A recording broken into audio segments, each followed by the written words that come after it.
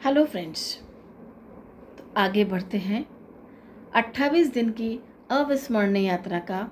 आज दिन 5, जादुई धन, मैजिकल मनी।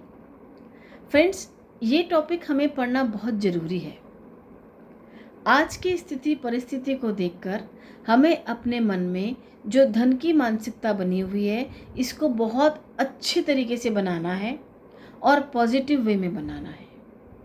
फ्रेंड्स, कहा जाता है कि कृतज्ञता संपन्नता की निशानी है और शिकायत विपन्नता की निशानी है। मतलब यदि आपके मन में अपने पैसों को लेकर कृतज्ञता नहीं है तो आपके पास जितना पैसा है वो भी चला जाएगा, और यदि आप थैंकफुल रहते हैं, ग्रेटिट्यूड देते हैं आपके पास जो भी धन अवेलेबल है उसके लिए, तो आपके पास वो और आएगा। फ्रेंड्स, कहने का मतलब ये कि जैसा आप अपने आप के सबकॉन्शियस माइंड को प्रोग्राम करेंगे किसी भी चीज़ के लिए, वो वैसी प्रोग्रामिंग ही करता रहेगा। मैंने पहले भी कहा कि सबकॉन्शियस माइंड के पास में आर्गुमेंट करने के लिए कोई ऑप्शन नहीं है, इसलिए वो तो जो आप कहेंगे उस चीज़ को मान लेगा और उसी के लिए प्रोग्रामिंग करता रहेगा और आपको उसमें सक्सेस दिलाएगा। फिर वो प्रोग्रामिंग यदि नेगेटिव है तो आपको लॉस होने वाला है, यदि आपने पॉजिटिव करी है तो आप हमेशा फ़ायदे में रहेंगे। फ्रेंड्स, छोटी छोटी चीज़ें हैं। यदि आपके पास आज पैसों की कमी है या कभी भी पैसों की संपन्नता नहीं रही है, तो निश्चित तौर पर आपके अवचेतन मन में निगेटिव प्रोग्रामिंग है पैसों के प्रति, या फिर आपको किसी चीज़ का डर है पैसों के प्रति, या आपको निराशा का भाव है, या आपको किसी चीज़ के प्रति कहना चाहिए अवसाद में है, आप डिप्रेशन में हैं, या फिर आप ईर्ष्या करते हैं धन से, या फिर आप किसी और के धन को देखकर भी जलन महसूस करते हैं कि उसके पास इतना क्यों, और यदि है तो वो आप उसे बिगड़ैल की उपाधि देते हैं, जैसा कि हमारे समाज में ये बुराइयां व्याप्त हैं। फ्रेंड्स, कई लोग कहते हैं कि पैसा फसाद की जड़ है। No, never. कई लोग कहते हैं पैसा हाथ का मेल है। क्या मेल है? कौन सा मेल है? उसी के लिए तो आप दिन रात एक कर रहे हैं।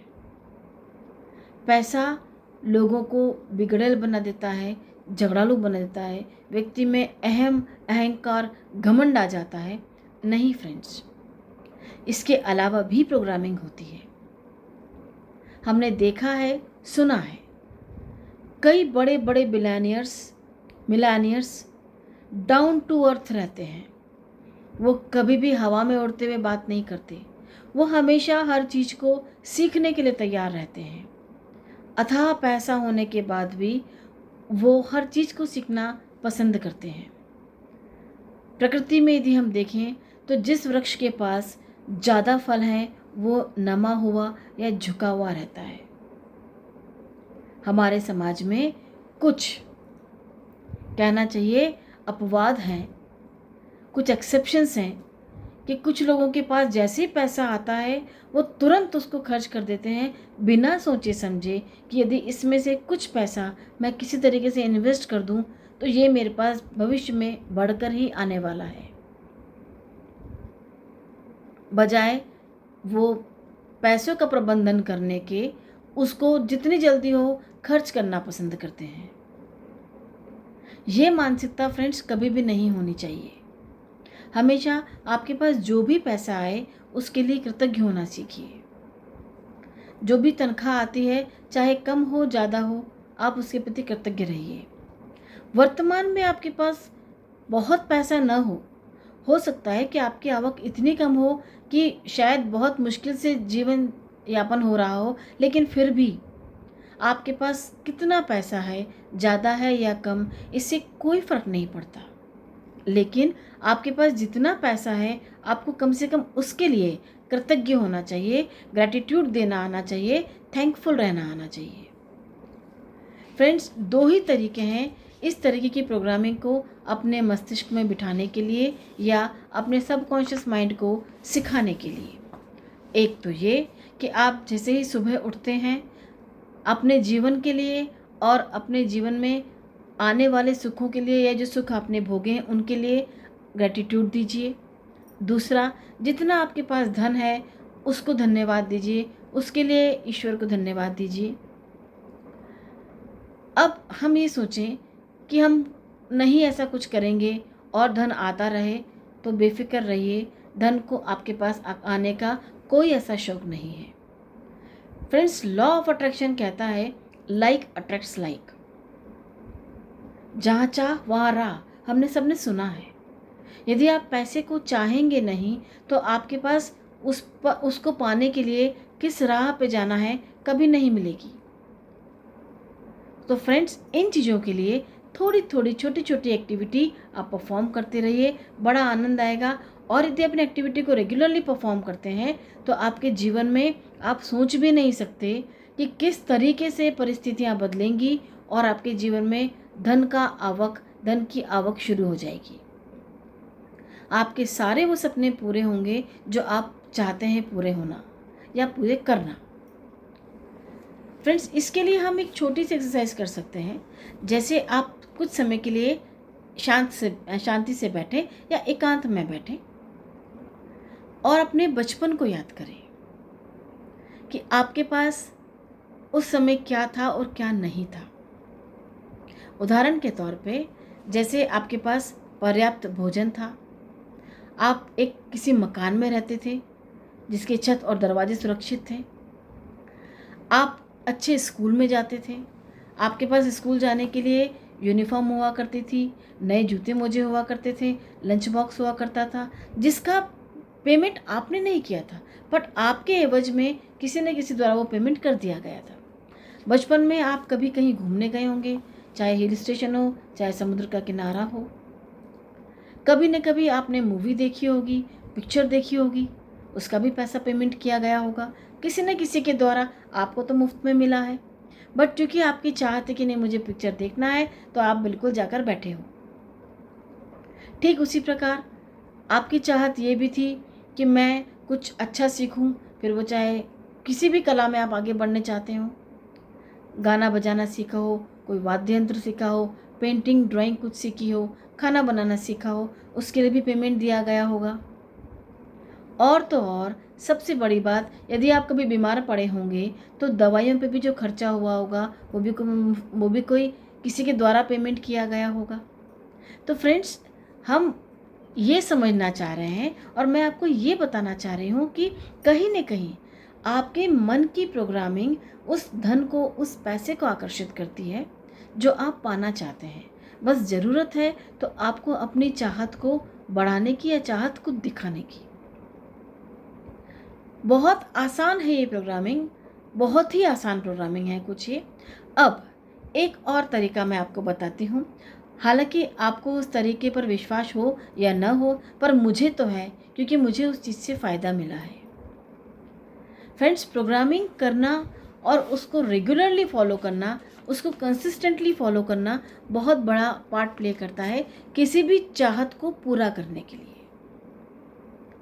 उसके लिए आपको मैं एक एक्टिविटी बता रही हूँ, उसको आप बड़े ध्यान से करिएगा, बड़ा मज़ा आएगा आपको।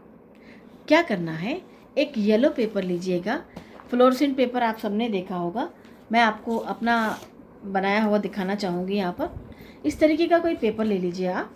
उसमें क्या करना है आपको, एक कोई सा भी नोट, ध्यान रहे वो नोट आप यूज़ नहीं कर पाएंगे क्योंकि आपको उस पेपर पे उस नोट को चिपकाना है। अब आप चाहे तो 10 रुपये का लीजिए, 50 का लीजिए, 20 का लीजिए, 500 का, 2000 का लीजिए। एक बात और, जो करेंसी प्रचलन में है वही लेना है, नहीं तो पता पड़ा आपने जो प्रचलन में नहीं है तो धन भी प्रचलन में आपके पास नहीं रहेगा। इसलिए कोशिश करके वही करेंसी लीजिए जो अभी फ़िलहाल प्रचलन में है। उसके बाद क्या करना है, उस करेंसी को लेकर, उस नोट को लेकर आपको इस येलो पेपर पर चिपकाना है।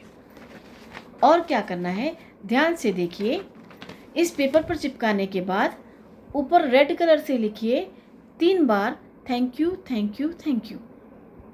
और एक संदेश छोटा सा आपको लिखना है, वो क्या रहेगा कि इस पैसे के लिए धन्यवाद जो मुझे जीवन भर दिया गया है। इतना तो कर सकते हैं ना आप।